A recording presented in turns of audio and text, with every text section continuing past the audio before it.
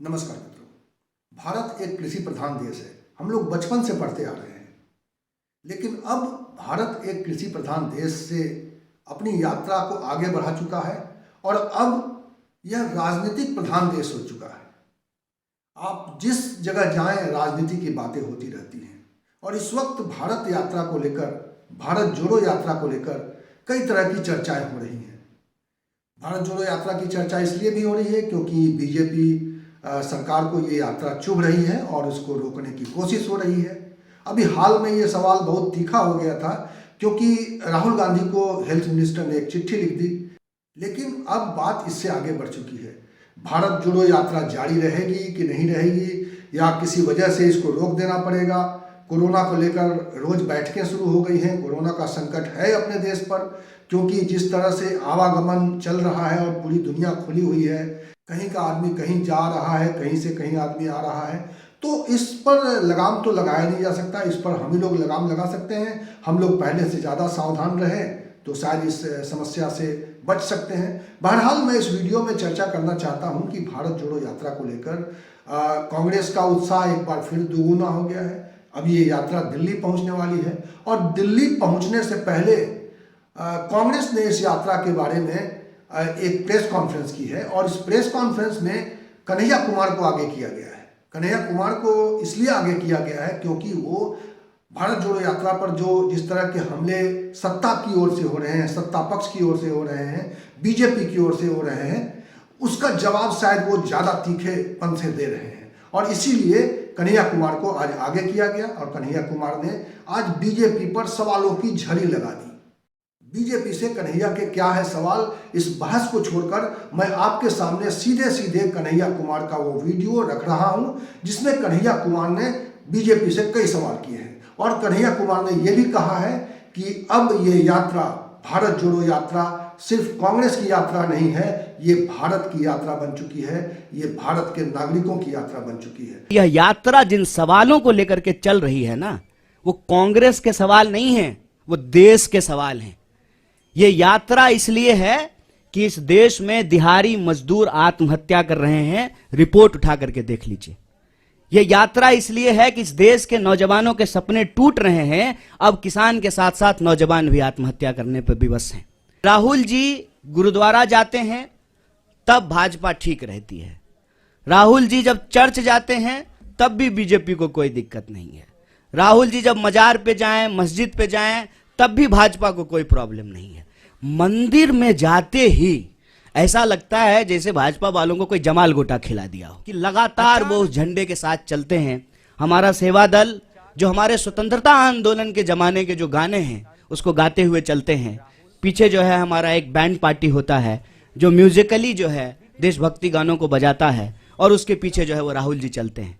तब जो है इस यात्रा के ऊपर जो है देशद्रोह जैसे कालिख लगाने की कोशिश करना। हमारी भारत जोड़ो यात्रा दिल्ली के दरवाजे पर दस्तक दे रही है और आप सब लोग इसमें शामिल हैं। मैं आप सब लोगों का शुक्रिया अदा करता हूं और विशेष रूप से जो हमारे हरियाणा प्रदेश के अध्यक्ष जी हैं, सीएलपी हैं और बाकी सारे जो लीडर यहाँ मौजूद हैं, उनका बहुत बहुत धन्यवाद।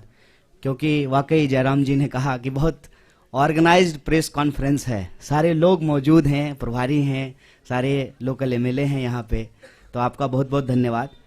और हम खास तौर पे भारत जोड़ो यात्रा को लेकर के सरकार का और भाजपा का क्या रवैया रहा है उस पर बात करेंगे। मैं सबसे पहले आपको ये कहना चाहता हूँ कि आप सब लोगों ने देखा है शुरू से ही, जब से इस यात्रा का अनाउंसमेंट हुआ है, जब से इस यात्रा की घोषणा हुई है, खास करके भाजपा ने इस यात्रा पर चौतरफा हमला करना शुरू कर दिया। इसके अलग अलग बिंदु हैं। सबसे पहला हमला ये बोल करके किया गया कि भारत तो जुड़ा हुआ है, क्या जोड़ने के लिए निकले हैं। भारत जो है दुनिया की सबसे बड़ी अर्थव्यवस्था बन चुका है। मोदी जी के नेतृत्व में हम लोग जो है दोबारा विश्व गुरु बन चुके हैं। भारत लगातार जो है विकास कर रहा है। तो ऐसी कौन सी जरूरत आन पड़ी है कि आपको भारत जोड़ने की जरूरत है। आप लोगों ने ये सवाल कहीं ना कहीं सुना होगा, देखा होगा, आपके व्हाट्सएप पे आया होगा, आपने जो है अपने टीवी चैनल पे जो है बीजेपी जब बोलती है इसको तो इसको चलाया होगा।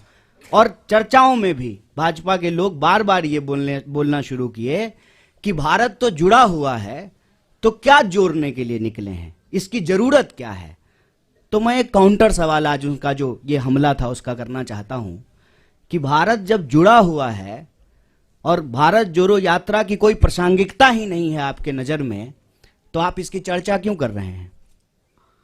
हेल्थ मिनिस्टर इतना इंपॉर्टेंट पोस्ट होता है, उनको क्या जरूरत है इंक बर्बाद करने की, पेपर बर्बाद करने की, भारत जोड़ो यात्रा को लेकर के लेटर लिखने की। जिसकी जरूरत ही नहीं है उनके नजर में, उसकी चर्चा वो क्यों कर रहे हैं। पहला प्रश्न उनसे पूछा जाना चाहिए। हम ये समझते हैं कि देश जुड़ा हुआ है जमीनी तौर पर, भौगोलिक तौर पर, देश जुड़ा रहे भावनात्मक तौर पर भी, क्योंकि देश हमेशा देश के लोगों से बनता है। लोगों को हटा करके कोई देश नहीं होता है। देश के लिए लोग भी जरूरी होते हैं, जमीन भी जरूरी होती है, और देश की संप्रभुता, उसकी आजादी भी जरूरी होती है। हमारे पास संप्रभुता है और उसी संप्रभुता के आधार पर जो है हम अपनी सीमाओं को लेकर के, सुरक्षा को लेकर के सरकार से सवाल पूछते हैं कि हमारी संप्रभुता अक्षुण्ण रहे। देश हमारा जमीन से जुड़ा हुआ है, लेकिन देश के लोग भी जुड़े रहे ना। जब इस देश के लोगों को उनके पहचान के आधार पर बांटा जाता है, उनके अंदर भेदभाव पैदा किया जाता है, एक के खिलाफ जब दूसरे को खड़ा किया जाता है, तो देशवासियों को आपस में तोड़ने की कोशिश की जाती है। और देश अगर भावनात्मक रूप से नहीं जुड़ा रहेगा तो आप जमीन से भी बहुत देर तक जोड़ के नहीं रख पाएंगे। इसीलिए देशवासियों को आपस में जोड़ना जरूरी है। और पहले दिन से हमने कहा कि यह यात्रा दिलों को जोड़ने की यात्रा है। हम चाहते हैं कि देश में मोहब्बत हो। यह जो नफरत की बयार लगातार बह रही है, इस नफरत को हराया जाए, क्योंकि अगर नफरत का माहौल रहेगा तो देश के भीतर जो बुनियादी सवाल हैं, रोजी रोटी, कपड़ा, मकान, शिक्षा, स्वास्थ्य, सड़क, बिजली, पानी, ये मुद्दे गायब हो जाएंगे राजनीति के विमर्श से। हमारी मंशा बिल्कुल साफ थी। तो जो लोग ये पूछ रहे थे उनको ये समझना था, ये सवाल खुद से पूछना था कि क्या जब इस देश में भर्ती घोटाला होता है, भर्तियां नहीं होती हैं, जब किसी इंसान के साथ सरेआम मारपीट होती है, महिलाओं के साथ बलात्कार होता है, तो आपकी भावना नहीं टूटती है, नौजवानों के सपने नहीं टूटते हैं।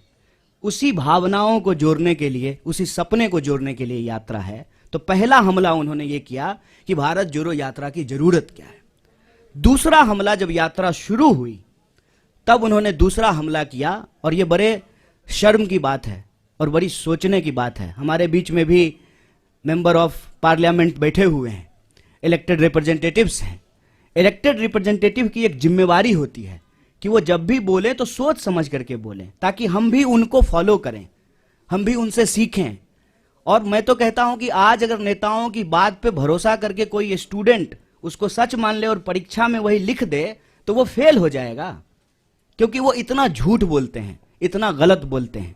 आप याद कीजिए, दूसरा हमला हुआ जिस दिन यात्रा शुरू हुई, देश के मंत्री के द्वारा, चुने हुए रिप्रेजेंटेटिव के द्वारा झूठ बोला गया कि राहुल जी जो है विवेकानंद जी की मूर्ति पे नहीं गए थे।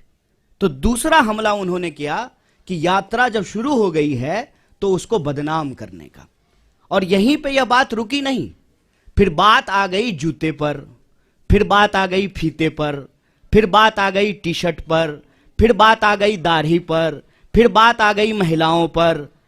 और यहां पर भी वो रुके नहीं, माने नहीं, हर दिन कुछ ना कुछ निकालना शुरू किए।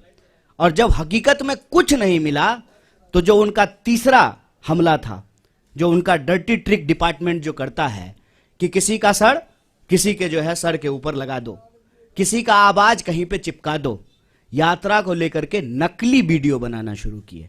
यात्रा जब आगे चली जाती है तो पीछे सड़क खाली ही होगी, यात्रा आगे बढ़ गई है तो उस खाली सड़क का वीडियो बना करके दिखाते हैं, कोई है ही नहीं। अरे भाई, जब कोई है ही नहीं, कोई लोग यात्रा में आ ही नहीं रहा है, तो क्यों आपको अभी जो है प्रोटोकॉल की याद पड़ी है? कोरोना प्रोटोकॉल की जरूरत क्यों है? क्योंकि आप तो यही दिखा रहे हैं वीडियो बना बना करके कि कोई यात्रा में आ ही नहीं रहा है।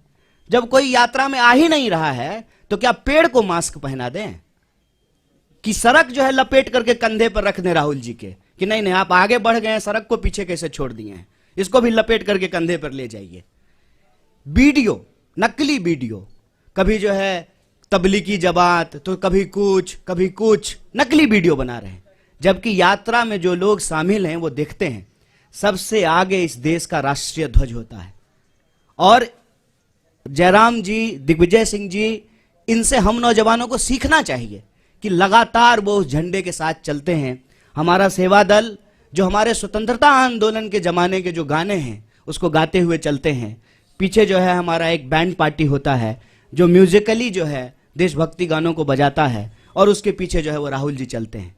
तब जो है इस यात्रा के ऊपर जो है देशद्रोह जैसे कालिख लगाने की कोशिश करना, गलत वीडियो बना करके इसको बदनाम करना, ये इनका तीसरा हमला है। और चौथा हमला आप सब लोगों ने देखा होगा कि राहुल जी गुरुद्वारा जाते हैं तब भाजपा ठीक रहती है, राहुल जी जब चर्च जाते हैं तब भी बीजेपी को कोई दिक्कत नहीं है, राहुल जी जब मजार पे जाएं, मस्जिद पे जाएं तब भी भाजपा को कोई प्रॉब्लम नहीं है। मंदिर में जाते ही ऐसा लगता है जैसे भाजपा वालों को कोई जमाल गोटा खिला दिया हो, अचानक से दस्त होना शुरू हो जाता है। क्या प्रॉब्लम है आपको? इस देश का नागरिक, इस देश का व्यक्ति, इस देश के किसी भी धार्मिक संस्थान पर जाने के लिए स्वतंत्र है। आपका कोई जो है पेटेंट है क्या कि सिर्फ आप ही जाएंगे? और नियम, कायदे, कानून, ओम का चादर सीधा है, ओम का चादर उल्टा है, और ये वो लोग बोल रहे हैं जो गुफा में चश्मा लगा करके ध्यान करते हैं। ये जो चल रहा है इससे मैं बस एक अर्थ निकालता हूं कि इन्होंने बहुत कोशिश की कि इस यात्रा को इग्नोर किया जाए, इनसे इग्नोर नहीं हो पा रहा है। बहुत प्रयास किया, बहुत समझाया अपने कार्यकर्ताओं को कि यात्रा गुजर जाए, बिल्कुल खिड़की दरवाजा बंद कर लेना। इंसान की अपनी भी इच्छा होती है, इंसान की अपनी भी बुद्धि होती है। लोग खिड़की दरवाजा बंद कर लिए लेकिन छत पे चले गए भाजपा ऑफिस के, और वहां से जो है यात्रा को हेलो हाय करना शुरू कर दिया। क्या करेंगे? क्योंकि यह यात्रा जिन सवालों को लेकर के चल रही है ना, वो कांग्रेस के सवाल नहीं है, वो देश के सवाल हैं। ये यात्रा इसलिए है कि इस देश में दिहाड़ी मजदूर आत्महत्या कर रहे हैं, रिपोर्ट उठा करके देख लीजिए। यह यात्रा इसलिए है कि इस देश के नौजवानों के सपने टूट रहे हैं, अब किसान के साथ साथ नौजवान भी आत्महत्या करने पर विवश हैं। आप व्यापारियों, छोटे व्यापारियों की हालत जाकर के देखिए कि किस तरीके से उनके उद्योग धंधे, उनका कारोबार जो है वो समाप्त किया जा रहा है। आप महिलाएं जब इसमें शामिल होती हैं तो उनका एक ही सवाल है कि हम सुरक्षा चाहते हैं। जिस तरीके से आज महिलाओं के ऊपर अत्याचार बढ़े हैं वो उससे सुरक्षा चाहते हैं। अपने अपने मुद्दों को लेकर के जवान, किसान, नौजवान, महिलाएं, मजदूर, व्यापारी, प्रोफेशनल्स, मीडिया के लोग, पुराने प्रोफेसर्स, फिल्म से जुड़े हुए लोग, तमाम तरह के लोग इस यात्रा में शामिल हो रहे हैं। और जो दल की सीमा है, उस दल की सीमा से परे जाकर के यह यात्रा देश की यात्रा बन चुकी है। इसीलिए इनका जो क्लेम था ना कि सबसे बड़े देश के लिए, देश हित में सोचने वाले ये हैं, तो ये एक्सपोज होना शुरू हो गए हैं। और इससे इनको घबराहट है। इनको मालूम है कि कांग्रेस पार्टी इस देश की सबसे बड़ी विपक्षी पार्टी है। इस पार्टी ने इस देश को आज़ादी दिलाई है, और आज़ादी के ऊपर जो आंच आई है उसको लेकर के डट करके कांग्रेस सड़कों पे उतर गई है, खड़ी हो गई है। तो अब इनको चिंता सताने लगी है, इसीलिए अब नया बहाना आया है। कोई समझाए इन प्रचंड मूर्खों को, कोरोना बहाना नहीं, बीमारी है। ये ऐसा नहीं है कि स्कूल जाने का मन नहीं है तो बच्चा नहीं करता है, मम्मी दांत में दर्द हो रहा है। ये बहाना नहीं है, ये बीमारी है। और इस बीमारी को लेकर के राहुल जी इस देश के पहले नेता हैं जो सरकार को सबसे पहले चिट्ठी लिखे थे। और ये वो लोग सवाल पूछ रहे हैं। मुझे तो कभी लगता है कि कुछ स्पेशल रिलेशन है बीजेपी का कोरोना से।